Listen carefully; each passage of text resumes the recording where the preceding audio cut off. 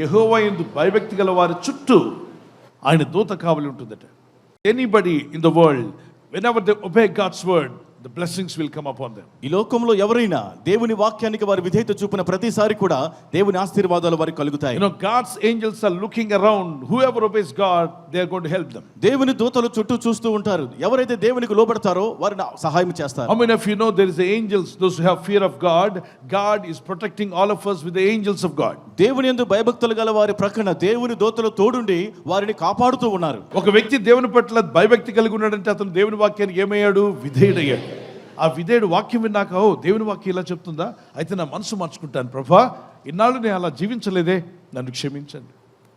నా స్నేహితులు, బంధువులు, మిత్రులు ఎవరో చెప్పినట్టుగా, ఆ లోకం చెప్పినట్టుగా నేను జీవించేశాను, తెలియక చేశాను ప్రభా, నన్ను మన్నించు, తెలిసి తెలియక చేసిన దోషంలో మన్నించు నాయనా అని యేసయ్య పాదాల మీద పడి ప్రాధాయపడతాడే, ఆ వ్యక్తి భయభక్తి కలిగి ఉన్నాడు వాక్యం పట్ల. ఎప్పుడైతే భయభక్తి కలిగి ఉంటుందో నీ హృదయంలో, ఎప్పుడైతే ఆ భక్తి భయం పుడుతుందో, దేవుని దూతలకు దేవుడు ఆజ్ఞయిస్తాడు, దూతలారా వెళ్ళండి, go to my son, go to my daughter, వెళ్ళి వారు చేసే పనుల్లో సహాయపడండి, వారు చేస్తున్న కార్యక్రమాలు ఫలించేలా చేయండి, వారి ప్రార్థనలకు జవాబు వచ్చేలా చేయండి. ఆయన రిలీజ్ చేస్తాడు, ఆయన దూతలను పంపిస్తాడట. మన ఇంట్లో 100 మంది పనివాళ్ళు ఉంటే మన పిల్లలు బయటికి వెళ్ళేటప్పుడు, నాన్న నేను స్కూల్కి వెళ్తున్నాను, కాలేజీకి వెళ్తున్నాను, లేదా పలానా ట్యూషన్కి వెళ్తున్నానంటే మీరు ఏం చేస్తారు? ఒంటరిగా వెళ్ళరారా అంటారా? చెప్పండి, మాట్లాడండి, తెలుగు వచ్చా రాదా? ఏం మాట్లాడింది? ఒంటరిగా పంపించాం. ఏం చేస్తారు? తోడు పంపిస్తారు. ఆగునాన్న, ఒక అన్నను పంపిస్తాను, లేదా తోడిచ్చి పంపిస్తాను, తమ్ముడు నువ్వు వెళ్ళు, నా బిడ్డలు జాగ్రత్త తీసుకుని వెళ్ళరా, ఎందుకంటే 100 మంది నీ దగ్గర పని వాళ్ళు ఉన్నారు కాబట్టి మీరు ఇద్దరు వెళ్ళి వాళ్ళు దిగబెట్టరండి, దగ్గరుండి వాళ్ళు ట్యూషన్ అయ్యాక మళ్ళీ తీసుకురండి అంటారా? అనరా? అంటానన్న వారు చేయొద్దండి. ట్యూషన్ అయ్యేదాకా ఎక్కడ ఉండాలి? నువ్వు ఏంటి చెప్పాలి? అక్కడే బయట ఉండు. ట్యూషన్ అయిన తర్వాత ఏం చేయాలి? తీసుకుని రా, ఎందుకంటే నీ దగ్గర పనోళ్ళు ఉన్నారు. అలాగే పరలోకం నిండా దేవునికి పనోళ్ళు ఉన్నారట, వేలాది కోటాది దూతలు ఉన్నారు. దేవునికి స్తోత్రం కలుగునుగా. దేవుని పరిచారకులు, దూతలందరూ కూడా దేవుని పరిచారకులు, ది మినిస్టర్స్ ఆఫ్ గాడ్. నువ్వు ఎప్పుడైతే దేవునికి ఇన్ఫార్మ్ చేస్తావో, ఇన్ఫార్మ్ చేయకుండా బిడ్డ, మీ బాబు పాప మీ దగ్గర 100 మంది కాదు 500 మంది పనివాళ్ళు ఉన్నా, నాన్నకి చెప్పకుండా, అమ్మకి చెప్పకుండా గోడ దూకి పారిపోయాడు అనుకోండి, వాడు ఎంట పనివాడు వెళ్తాడా? సహాయపడతారా?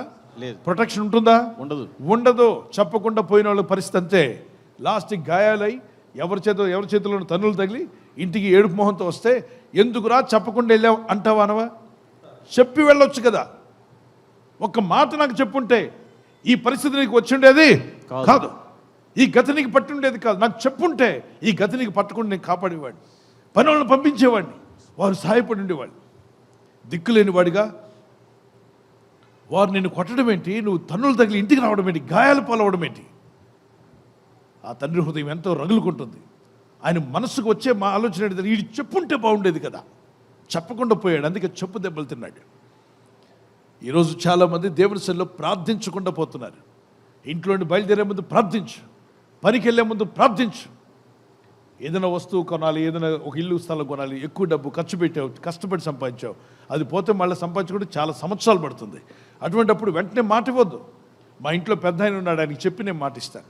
మా ఇంట్లో పెద్ద ఆయనకి చెప్పిన తర్వాత మాట ఇస్తాను. ఎవరా పెద్ద అయినా? నేను చెప్పను ఆయన పేరు, ఆ పెద్ద ఆయనకి చెప్పుకుంటాం. ఆయన ఓకే అంటేనే మేము ఓకే చేస్తాం. మీ ఇంట్లో ఇద్దరే కదండి భార్య భర్తలు, మీరు ఓకే అంటే అయిపోద్ది కదా. లేదు, మా ఇంట్లో పెద్ద ఆయన ఉన్నాడు, గట్టిగా చెప్పండి. మా పెద్ద ఆయనకి చెప్పాలి, ఆయన ఒప్పుకుంటేనే అవుతుంది.